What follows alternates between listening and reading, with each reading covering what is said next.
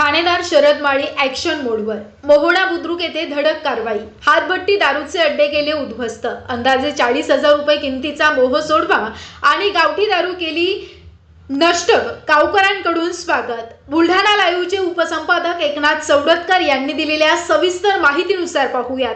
अवैध धंद्याच्या विरोधात ठाणेदार शरद माळी आता ॲक्शन मोडवर दिसले असून मोहोळा बुद्रुक दिनांक 29/7/2026 कायदा आणि सुव्यवस्था अबाधित ठेवण्याच्या तसेच अवैध धंद्यांवर आळा घालण्याच्या उद्देशाने नवनियुक्त ठाणेदार शरद माळी यांच्या मार्गदर्शनाखाली पोलीस पथकाने पोलीस अंमलदार पंढरीनाथ काकड, विशाल धोंडगे, अतुल पवार, रायटर भागवत पाटोळे, महिला पोलीस अंमलदार नीता पवार, चालक रितेश एमले यांनी मोहोळा बुद्रुक या दुर्गम भागामध्ये अचानक धाड सत्र राबवलं. या कारवाई दरम्यान गावातील हातभट्टीची गावठी दारू विक्री करणाऱ्या संशयितांच्या घरांची सखोल तपासणी करण्यात आली. तसेच नदी काठालगत सुरू असलेले गावठी दारूचे अड्डे उद्ध्वस्त करण्यात आले. धाडी दरम्यान लपवून ठेवलेली अंदाजे 40,000 किमतीची हातभट्टीची गावठी दारू गावातील महिला पंचांच्या समक्ष नष्ट करण्यात आली आहे. या प्रकरणी संबंधित अवैध दारू विक्रेत्यांविरुद्ध पोलीस स्टेशनमध्ये महाराष्ट्र दारूबंदी कायद्यानुसार गुन्हे दाखल करून